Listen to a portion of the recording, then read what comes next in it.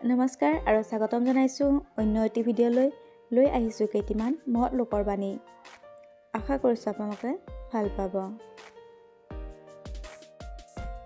অনিশ্চয়তাৰ পৰা মুক্তি পোৱাৰ একমাত্ৰ উপায় হ'ল আশাৰে জীয়াই থকা। কাৰ্ল চিমন্টন। সৰল জীৱনৰ পুৰস্কাৰ জীৱনটোৱেই। জৰ্জ ছাণ্টায়ন। ভাষা হ'ল সৃষ্টিৰ পাছত ভগৱানে মানুহক দিয়া প্ৰথমটো উপহাৰ। নবা ৱেবষ্টাৰ। যৌৱনত মই সময় অপব্যয় কৰিছিলোঁ, প্ৰতিদানত এতিয়া সময়ে মোক অপব্যয় কৰিছে।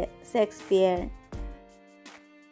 হাতীক যিদৰে হাতেৰে বগৰাই দিব নোৱাৰি, অসমীয়া জাতিও সেইদৰে বাৰিষাৰ ঢলৰ জাজিত উটি যাব নোৱাৰে। ৰঘুনাথ চৌধুৰী। নিজক জ্ঞানী বুলি ভবাজনেই হ'ল আচল মূৰ্খ। ভলতেয়াৰ। সিদ্ধান্ত ল'ব নোৱাৰা মানুহতকৈ দুৰ্ভগীয়া আন কোনো নাই। William James. কুসংস্কাৰ হ'ল পৃথিৱীৰ সবাতোকৈ ডাঙৰ বোজা। সৰ্বপল্লী ৰাধাকৃষ্ণণ। সুখ কাৰো চিৰকলীয়া নহয়। কমলাকান্ত ভট্টাচাৰ্য।